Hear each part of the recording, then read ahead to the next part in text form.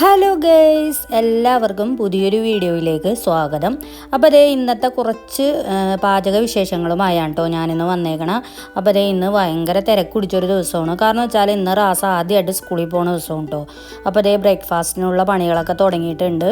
അപ്പോൾ ഇന്നത്തെ സ്പെഷ്യൽ എന്ന് പറഞ്ഞാൽ ദോശയും ഉരുളക്കിഴങ്ങ് കറിയാണ് കേട്ടോ. അപ്പോൾ റാസിന് ലഞ്ചും ഇതൊക്കെ തന്നെയാണ് നമ്മൾ കൊടുത്തു വിടണത്. അപ്പോൾ അതിൻ്റേതായ ഒരു തിക്കും തിരക്കൊക്കെ ഉണ്ട്. പിന്നെ ഇത് ഡീറ്റെയിൽ ആയിട്ട് ഇതിൻ്റെ റെസിപ്പീസൊന്നും ഞാൻ കാണിക്കണില്ല കേട്ടോ. ജസ്റ്റ് ഇതിൻ്റെ വീഡിയോസുകൾ മാത്രമേ ഞാൻ കാണിക്കണുള്ളൂ. പിന്നെ എന്തൊക്കെയുണ്ട് വിശേഷങ്ങൾ? എല്ലാവർക്കും സുഖമല്ലേ? ഞാനും ഇവിടെ സുഖമായിട്ടിരിക്കുന്നു കേട്ടോ. നിങ്ങളുടെ വിശേഷങ്ങളൊക്കെ ഒന്ന് കമൻറ്റ് ചെയ്യണേ. അപ്പോൾ ഇതേ നമ്മുടെ ഉരുളക്കിഴങ്ങ് ഇവിടെ വേവിക്കാൻ വെച്ചിട്ടുണ്ട്. പിന്നെ അതുപോലെ തന്നെ എല്ലാം ഒരുമിച്ചാണ് ചെയ്യണത്. കണ്ടില്ലേ, കറി ഒരു ഭാഗത്ത്, പിന്നെ അതുപോലെ തന്നെ ചായ, പിന്നെ ദോശ, അങ്ങനെ എല്ലാം പെട്ടെന്നാണ് റെഡിയാക്കണത്.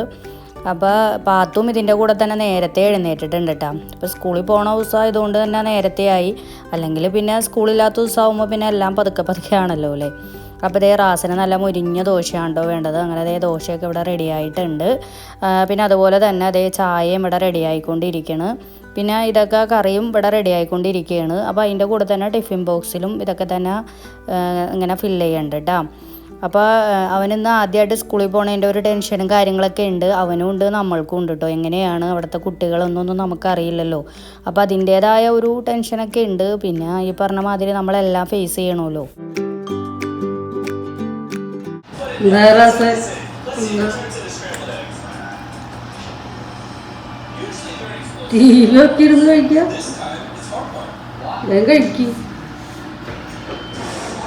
ഇപ്പോൾ ഇതേ അവൻ മാത്രമുണ്ട് ബ്രേക്ക്ഫാസ്റ്റൊക്കെ കഴിക്കണുള്ളൂ. അപ്പോൾ അവൻ്റെ വണ്ടി താഴെ വരും. ഒരുപാട് ദൂരത്തേക്കൊന്നും പോകണ്ട കേട്ടോ. പാത്തു എന്ത് നോക്കിക്കോ? കേക്ക പോണ നോക്കണോ?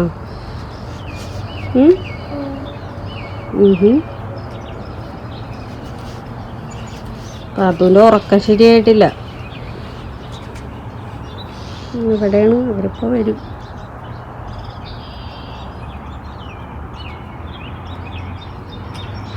അതേവല്ലേ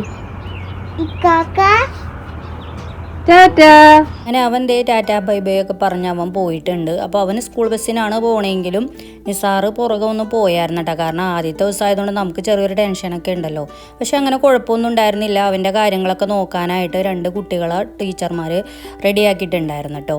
അങ്ങനെ അതേ നമ്മുടെ അങ്ങനെ ബ്രേക്ക്ഫാസ്റ്റൊക്കെ കഴിഞ്ഞു. അപ്പോൾ അതേ കുറച്ച് പാത്രങ്ങളൊക്കെ കഴുകാനുണ്ട്. നമ്മൾ ഡിഷ് വാഷറിൽ കഴുകിയ പാത്രങ്ങളൊക്കെ ഉണ്ടായിരുന്നു. അപ്പോൾ അതൊക്കെ എടുത്തു വയ്ക്കണം. പിന്നെ കഴുകാനുള്ളത് അതിലേക്ക് എടുത്തു വയ്ക്കണം.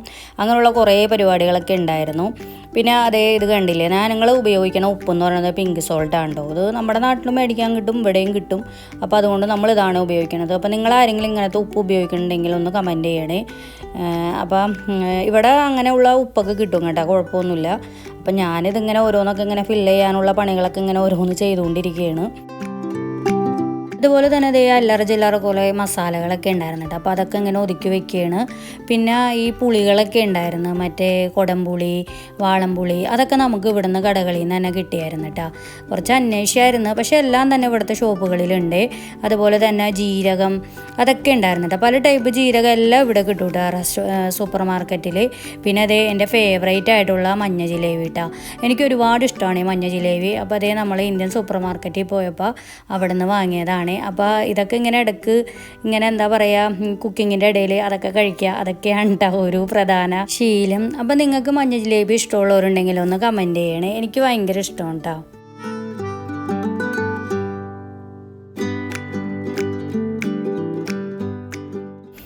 പിന്നെ അതുപോലെ തന്നെ ഇന്നത്തെ ലഞ്ച് എന്ന് പറയുന്നത് നെയ്ച്ചോറും ബീഫും കൊണ്ട് ഉണ്ടാക്കണം. അപ്പോൾ അതിനുള്ള ഓരോ സവാളയൊക്കെ എടുത്ത് വയ്ക്കുകയാണ്. അപ്പോൾ ഇവിടുത്തെ സവാള എന്ന് പറയുന്നത് ഇങ്ങനത്തെ കളറിലൊക്കെ കിട്ടും കേട്ടോ. പിന്നെ അതേത് കണ്ടില്ലേ ഉള്ളി, ഇവിടുത്തെ ഉള്ളിയുടെ വലിപ്പം കണ്ടില്ലേ, ഭയങ്കര വലിപ്പത്തിലുള്ള ഉള്ളിയാണ്. അതായത് നമ്മുടെ നാട്ടിൽ ഈ കുഞ്ഞു സവാള എന്നൊക്കെ പറയില്ല, അത് മാതിരത്തെ ഒരു വലിപ്പമൊക്കെ ഇരിക്കും. വലിയ ടേസ്റ്റൊന്നുമില്ല കേട്ടോ. അതായത് നമ്മുടെ നാട്ടിൽ ആ ഉള്ളിയുടെ ടേസ്റ്റൊന്നുമില്ല. പിന്നെ ഇതൊക്കെയാണ് നമുക്കിവിടെ കിട്ടുള്ളൂ, അതുകൊണ്ട് നമ്മൾ ഇതന്നെ അങ്ങോട്ട് ഉപയോഗിക്കും. ഇത് കണ്ടില്ലേ ഈ കളറിലാണ്. അപ്പോൾ ഈ സവാളയുടെ കളറിലുള്ള ഉള്ളിയും ഇവിടെ കിട്ടും കേട്ടോ. അപ്പോൾ നമ്മൾ ഓരോ തവണയും ഇങ്ങനെ കളറിലുള്ള ഉള്ളികൾ ഇങ്ങനെ ട്രൈ ചെയ്ത് നോക്കും കേട്ടോ. പക്ഷേ ഏത് ഉപയോഗിച്ചാലും ടേസ്റ്റൊക്കെ ഒരു കണക്കാണ്. നമ്മുടെ നാട്ടിലെ ഉള്ളിയുടെ അത്രയൊന്നും പറ്റൂല. അപ്പോൾ ഇതേ നമ്മളങ്ങനെ ഉച്ചക്കത്തേക്കുള്ള പരിപാടിയൊക്കെ സ്റ്റാർട്ട് ചെയ്തിട്ടുണ്ട്. അപ്പോൾ ഇവിടെ ഇരുന്ന് ഇങ്ങനെ എന്താ പറയുക, ഈ TV ഒക്കെ കണ്ടിരിക്കണ കാരണം നമുക്ക് കുക്കിംഗ് ചെയ്യുമ്പോൾ സമയം പോണതേ അറിയില്ല കേട്ടോ. പെട്ടെന്നാണ് സമയം പോകുന്നത് ടി വിയിലേക്ക് നോക്കി ഇങ്ങനെ ഓരോ കുക്കിങ്ങൊക്കെ ചെയ്യുമ്പോൾ. അപ്പോൾ അതേ നമ്മളങ്ങനെ ബീഫിൻ്റെ പരിപാടികളൊക്കെ സ്റ്റാർട്ട് ചെയ്തിട്ടുണ്ട്. അപ്പോൾ ഇതിൻ്റെ റെസിപ്പി ഞാൻ കാണിക്കണില്ല കേട്ടോ. മുമ്പ് നമ്മുടെ എന്താ പറയുക കേരളത്തിലെ വീഡിയോസൊക്കെ കണ്ടവർക്ക് അറിയാൻ പറ്റും. നമ്മൾ ഒരുപാട് ബീഫിൻ്റെ വീഡിയോസൊക്കെ ചെയ്തിട്ടുണ്ട്. അപ്പോൾ അതേ നമ്മൾ ആദ്യം തന്നെ ഒരു വലിയ എല്ലാം കേട്ടോ വെച്ചേക്കണത്. അപ്പോൾ ഇവിടെ എങ്ങനെയാണ് ബീഫ് എന്ന് പറഞ്ഞാൽ നമ്മുടെ നാട്ടിലെ പോലെ മിക്സ് ചെയ്തൊന്നും കിട്ടൂല കേട്ടോ. അപ്പോൾ നമ്മുടെ നാട്ടിൽ ബീഫ് എന്ന് പറഞ്ഞാൽ എന്താ പറയുക ഇങ്ങനെ മീറ്റായിട്ടുള്ളത് കിട്ടും, എല്ല് കഷ്ണം കിട്ടും, നെയ്യ് കരളൊക്കെ കിട്ടൂല. ഇവിടെ അങ്ങനെയൊന്നുമില്ല കേട്ടോ. സെപ്പറേറ്റ് ആണ് ഓരോന്ന്. അപ്പോൾ മീറ്റ് മാത്രമായിട്ട് ഒരു സെക്ഷൻ, അതുപോലെ എല്ല് മാത്രം വേറെ, അങ്ങനെയൊക്കെയാണ് കേട്ടോ. അപ്പോൾ നമ്മളത് ഓരോന്ന് സെപ്പറേറ്റ് ആയിട്ട് മേടിച്ചിട്ട് അത് മിക്സ് ചെയ്ത് നമ്മൾ ഉപയോഗിക്കുകയാണ് ചെയ്യണത്. ഞാൻ കോസ്കോയിലെ കാര്യമുണ്ടോ പറയണത്. ഇനി വേറെ വല്ല ഷോപ്പിലും ഉണ്ടെങ്കിൽ അറിയാവുന്നവരുണ്ടെങ്കിൽ ഒന്ന് കമൻറ്റ് ചെയ്യണേ. അപ്പോൾ അതേ നമ്മളങ്ങനെ ബീഫ് കറി റെഡിയാക്കി. ഇനി അടുത്തായിട്ട് ഞാൻ പരിപ്പറി റെഡിയാക്കാൻ പോവുകയാണ്. എനിക്ക് എന്താണെന്നറിയില്ല കേട്ടോ. നെയ്ച്ചോറും ബീഫൊക്കെ ഉണ്ടെങ്കിൽ പരിപ്പറി ഭയങ്കര നിർബന്ധമാണ്. അപ്പോൾ അതേ നമ്മളങ്ങനെ പരിപ്പറി ഉണ്ടാക്കുകയാണ്. തേങ്ങ അരച്ച പരിപ്പറിയാണ് കേട്ടോ ഉണ്ടാക്കണത്.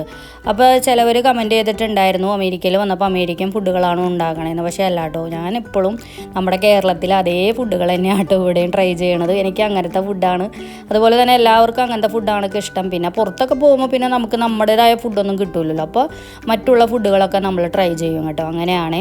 പക്ഷേ എത്ര ഫുഡുകൾ കഴിച്ചാലും നമ്മുടെ കേരളീയ ആ ഫുഡുകളുടെ ആ ഒരു ടേസ്റ്റ് വേറൊരു ഫുഡിനും കിട്ടില്ലല്ലോ അല്ലേ? അങ്ങനെയാണ് എൻ്റെ ഒരു അഭിപ്രായം. നിങ്ങൾക്ക് എങ്ങനെയാണെന്നുണ്ടെങ്കിൽ നിങ്ങളൊന്ന് കമൻറ്റ് ചെയ്യണേ.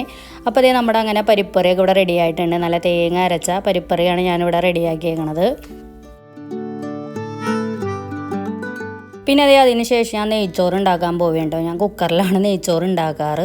അപ്പോൾ അതിനുള്ള സാധനങ്ങളൊക്കെ ഇട്ടിട്ടുണ്ട്. അപ്പോൾ എന്താ പറയുക, ഇതിൻ്റെ റെസിപ്പി ഞാൻ കാണിക്കണമൊന്നുമില്ല കേട്ടോ.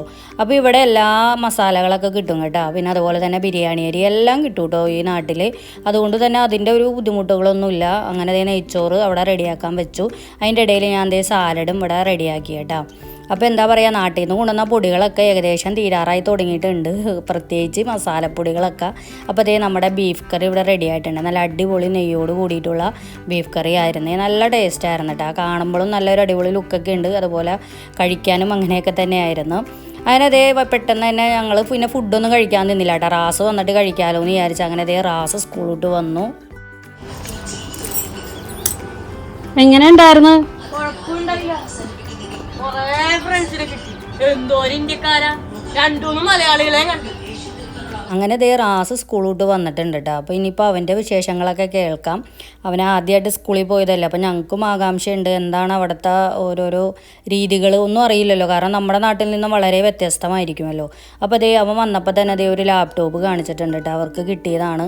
അവിടെ എല്ലാ കുട്ടികൾക്കും ഓരോ ലാപ്ടോപ്പ് വെച്ച് കൊടുക്കും കേട്ടോ. അവരതിലാണ് പിന്നെയുള്ള പരിപാടികൾ എല്ലാം ചെയ്യണത്. പിന്നെ കൂടുതൽ ഡീറ്റെയിൽ ആയിട്ടുള്ള കാര്യങ്ങൾ അവൻ തന്നെ പറയും കേട്ടോ.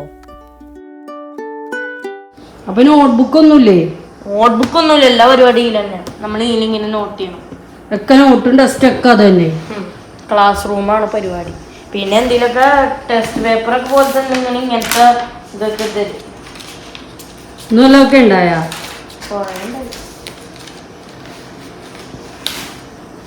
എൻ്റെ ടൈം ടേബിൾ ഇതാണ്. ഓരോ ദിവസവും എൻ്റെ ടൈം ടേബിൾ എല്ലാ ദിവസവും തന്നെ. ഞാൻ ഫസ്റ്റത്തെ 2 പീരീഡ് ഞാൻ ഇതിൽ തന്നെ ഇരിക്കണം. എൻ്റെ ഹോം റൂമിൽ തന്നെ ഇരിക്കണം. 2 പീരീഡ് റീഡിങ്ങും റൈറ്റിങ്ങും മറ്റേ ഇംഗ്ലീഷിൻ്റെ ആണ്. D26 അതാണ് എൻ്റെ ഹോം റൂം. ടീച്ചർ റൂബി എന്ന് പറഞ്ഞ ടീച്ചറാണ്. പിന്നെ അടുത്തത് ആർട്ട്, അത് ഇച്ചിരി ദൂരെയാണ്. പോയിട്ട് വേറെ ക്ലാസ്സിൽ പോകണു. ആർട്ട് 3 എന്ന് പറഞ്ഞ ഇത്ര ദൂരെയാണ് ക്ലാസ്. അത് ഫൂക്സ് എന്ന് പറയണത്. അത് കഴിഞ്ഞിട്ട് തിരിച്ച് എൻ്റെ ഹോം റൂമിലേക്ക് തന്നെ ലഞ്ച് കുറച്ചു നേരം പഠിക്കും. അതും എൻ്റെ ഹോം റൂമിൽ തന്നെ. എന്നിട്ട് കഫറ്റേറിയ എന്ന് പറഞ്ഞ സ്ഥലമുണ്ട്, അവിടെ പോയിട്ട് ലഞ്ച് ചെയ്യും. പിന്നെ സോഷ്യൽ സ്റ്റഡീസ്, അതിനും വേറെ എൻ്റെ ഹോം റൂമിൻ്റെ തൊട്ടടുത്ത് തന്നെയാണ് അത് കഴിഞ്ഞ് പിന്നെ ഈ PT പോലത്തെ ജിം എന്ന് പറഞ്ഞ സ്ഥലമുണ്ട്, അവിടെ പോകണം.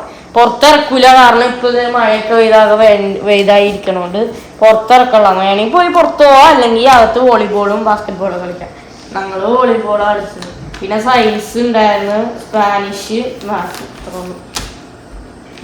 തുടങ്ങണ സമയം തീരണ സമയമൊക്കെ ഉണ്ട്.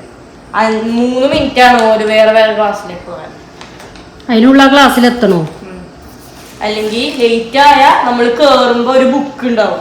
നമ്മളെപ്പോഴാണ് കയറിയത് അതിങ്ങനെ അവിടെ ആ ക്ലാസ് റൂമിൽ തന്നെ ക്ലോക്ക് ഇങ്ങനെ ഡിജിറ്റൽ ഇതൊക്കെ ഉണ്ടാവും. അത് നമ്മൾ നോക്കിയിട്ട് എപ്പോഴാണ് കയറിയ ആ സമയം വരും. പിന്നെ എന്താ കാരണം ഇങ്ങനെ വൈകി കയറാനും അവിടെ ലേറ്റ് ആയിരുന്നു. ലഞ്ച് കഴിച്ചാ? ലഞ്ച് കഴിച്ചു. പിള്ളേര് എന്തൊക്കെ ലഞ്ചാ കൊണ്ടുവന്നാ? കൊറേ പിള്ളേരൊക്കെ അവിടെ നിന്ന് തന്നെ കഴിച്ചു. ഫ്രഞ്ച് ഫ്രൈസ്, നഗറ്റ്സ്, പിന്നെ എൻ്റെ അടുത്തിരിക്കണ വെച്ചൊക്കെ ബ്രെഡ്, ചിപ്സ്. കിഡ്സാ ഉച്ചക്ക്? വിശക്കുണ്ട്. ഞാൻ 11 മണിക്കാണ് എൻജോയിച്ചു. അത് ശരി. കഴിക്കാ ഫുഡ് ഞങ്ങളും കഴിച്ചിട്ടില്ല. അപ്പോൾ അവൻ പറഞ്ഞ കാര്യങ്ങളൊക്കെ നിങ്ങൾക്ക് മനസ്സിലായെന്ന് വിചാരിക്കുന്നു. എങ്കിലും ഞാനൊന്ന് ഡീറ്റെയിൽ ആയിട്ട് പറയാം കേട്ടോ. കാരണം വെച്ചാൽ ഇവർക്ക് ടെക്സ്റ്റ് ആൻഡ് നോട്ട് അങ്ങനെയുള്ള പരിപാടികളൊന്നുമില്ല. കൂടുതലും ലാപ്ടോപ്പിലാണ് എല്ലാ പരിപാടികളും. നോട്ട്സ് എഴുതണതൊക്കെ ലാപ്ടോപ്പിലാണ് കേട്ടോ. അപ്പോൾ അതുകൊണ്ട് തന്നെ വലിയ ഒരു ഭാരം ചുമന്ന് ബാഗ് കൊണ്ടുപോകേണ്ട ആ ഒരു അവസ്ഥയൊന്നും ഇവിടുത്തെ കുട്ടികൾക്കില്ല. പിന്നെ അതുപോലെ തന്നെ രണ്ടാമതായിട്ട് പറയാനുള്ളത്, ഇവിടെ ഓരോ പീരീഡും ഓരോ ക്ലാസ്സിലേക്ക് കുട്ടികൾ പോകും കേട്ടോ. അപ്പം നമ്മുടെ നാട്ടിൽ എങ്ങനെയെന്ന് വെച്ചാൽ ഓരോ പീരീഡും ടീച്ചർ നമ്മുടെ ക്ലാസ്സിലേക്ക് വരില്ല. ഇത് അങ്ങനെയല്ല കേട്ടോ, നേരെ ഓപ്പോസിറ്റ് ആണ്. പിന്നെ അതുപോലെ തന്നെ അടുത്തിരിക്കുന്ന കുട്ടിയുടെ ടൈം ടേബിൾ ആയിരിക്കില്ല കേട്ടോ നമുക്ക്, അതും വ്യത്യസ്തമായിരിക്കും. പിന്നെ നമ്മുടെയൊക്കെ സ്കൂളിൽ എന്ന് വെച്ചാൽ ഓരോ ദിവസവും ഓരോ ടൈം ടേബിളല്ലേ, ഇവിടെ അങ്ങനെയല്ല കേട്ടോ. ഒരാളുടെ ഒരു ടൈം ടേബിൾ എല്ലാ ദിവസവും അത് തന്നെ ആയിരിക്കും കേട്ടോ.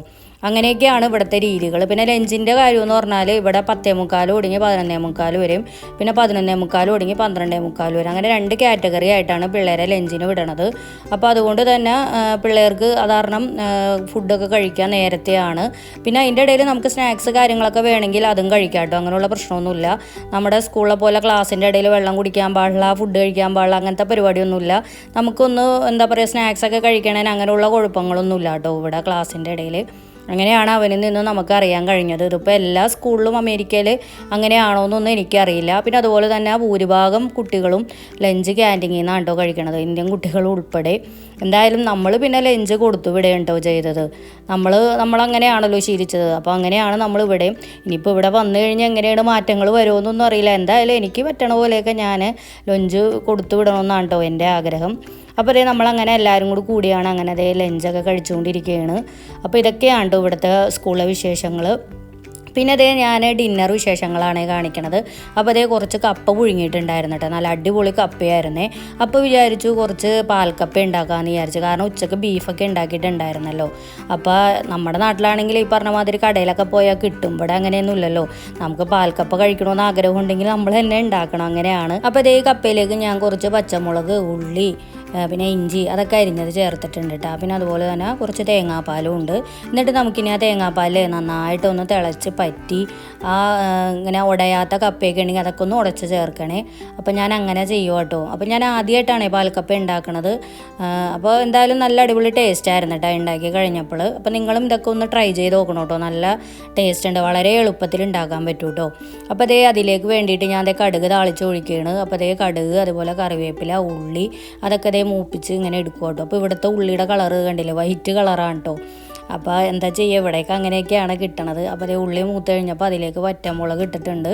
അപ്പോൾ അത് മൂത്ത് കഴിഞ്ഞ് കഴിഞ്ഞപ്പോൾ ഞാൻ ദേ പാൽക്കപ്പയിലേക്ക് ഇടുക കേട്ടോ. അപ്പോൾ നമ്മുടെ പാൽക്കപ്പ എന്താ പറയുക കണ്ടില്ലേ, തേങ്ങാപ്പാലൊക്കെ നന്നായിട്ട് പറ്റി നല്ല കപ്പയൊക്കെ നല്ല അടിപൊളിയായിട്ട് വന്നിട്ടുണ്ട് കേട്ടോ. അപ്പോൾ ഇവിടുത്തെ കപ്പ നല്ല അടിപൊളി ടേസ്റ്റ് ആയിരുന്നു കേട്ടോ. എന്താ പറയുക, നമുക്ക് വെറുതെ തിന്നാൻ തന്നെ നല്ല ടേസ്റ്റാണ് കേട്ടോ, അത്രയ്ക്ക് ടേസ്റ്റായിരുന്നു ഈ കപ്പ. അങ്ങനെ ദേ നമ്മുടെ അങ്ങനെ പാൽക്കപ്പ ഇവിടെ റെഡി ആയിട്ടുണ്ട്. അപ്പോൾ ഇന്നത്തെ ഡിന്നർ എന്ന് പറഞ്ഞാൽ ഇതാണ് കേട്ടോ. അപ്പോൾ ഇവിടുത്തെ പിള്ളേർക്കൊക്കെ ഇത് ഭയങ്കര ഇഷ്ടമുണ്ട്. അപ്പോൾ അങ്ങനെ തോന്നി അങ്ങനെ ഉണ്ടാക്കാമെന്ന് വിചാരിച്ചാണ്. പക്ഷേ എങ്കിൽ ബീഫിൽ റിബൊന്നുമില്ല കേട്ടോ. കാരണം വെച്ചാൽ പെട്ടെന്ന് അങ്ങനെ ഒരു തീരുമാനം എടുത്ത് അങ്ങനെ പാൽക്കപ്പ അങ്ങനെ ഉണ്ടാക്കിയതാണ്. അപ്പോൾ അതുകൊണ്ട് ഇവിടെ ശരിക്കും പറഞ്ഞാൽ ബീഫിൻ്റെ റിബൊക്കെ കിട്ടും കേട്ടോ. പക്ഷേ എങ്കിൽ നമ്മളിത് പെട്ടെന്നായതുകൊണ്ട് അതൊന്നും മേടിക്കാനുള്ള ടൈം കിട്ടിയില്ല. അപ്പോൾ ഞാൻ ആ ബീഫിലൊരു വലിയ എല്ലുണ്ടായിരുന്നു കേട്ടോ. അപ്പോൾ അതാണ് കേട്ടോ ഇന്ന് പാൽക്കപ്പ് വേണ്ടിയിട്ട് ഞാൻ വെച്ചത്. അപ്പോൾ അതും നല്ല അടിപൊളി ടേസ്റ്റ് ആയിരുന്നേ, നല്ല അടിപൊളി നെയ്യൊക്കെ ഉണ്ടായിരുന്നു. അങ്ങനെ ഞങ്ങൾ എല്ലാവരും കൂടിയിരുന്ന് അങ്ങനെ പാൽക്കപ്പയും ബീഫിൻ്റെ എല്ലും അങ്ങനെ കഴിക്കുകയാണ്. നല്ല അടിപൊളിയായിരുന്നു. അപ്പോൾ നിങ്ങളിത് ഉണ്ടാക്കിയിട്ടുണ്ടോരുണ്ടെങ്കിൽ ഒന്ന് കമൻറ്റ് ചെയ്യണേ. അപ്പോൾ ഇന്നത്തെ നമ്മുടെ ഈ പാചക വിശേഷവും സ്കൂളിലെ വിശേഷങ്ങളൊക്കെ ഇത്രയൊക്കെ ഉള്ളൂ കേട്ടോ. എല്ലാവർക്കും ഇഷ്ടമായെന്ന് വിചാരിക്കുന്നു. ഇഷ്ടമായിട്ടുണ്ടെങ്കിൽ എല്ലാവരും വീഡിയോ ലൈക്ക് ചെയ്യുക, അതുപോലെ ഫാമിലീസിനും ഫ്രണ്ട്സിനൊക്കെ ഒന്ന് ഷെയർ ചെയ്ത് കൊടുക്കുക. സബ്സ്ക്രൈബ് ചെയ്യാതെ നമ്മുടെ ചാനൽ വീഡിയോസൊക്കെ കാണുന്നവരുണ്ടെങ്കിലോ നമ്മുടെ ചാനലൊന്ന് സബ്സ്ക്രൈബ് ചെയ്ത് സപ്പോർട്ട് ചെയ്യണേ. അപ്പോൾ ഇനി പുതിയ അമേരിക്കൻ വിശേഷവുമായിട്ട് പുതിയ വീഡിയോയുമായിട്ട് വരുന്നവരെ എല്ലാവർക്കും ബൈ.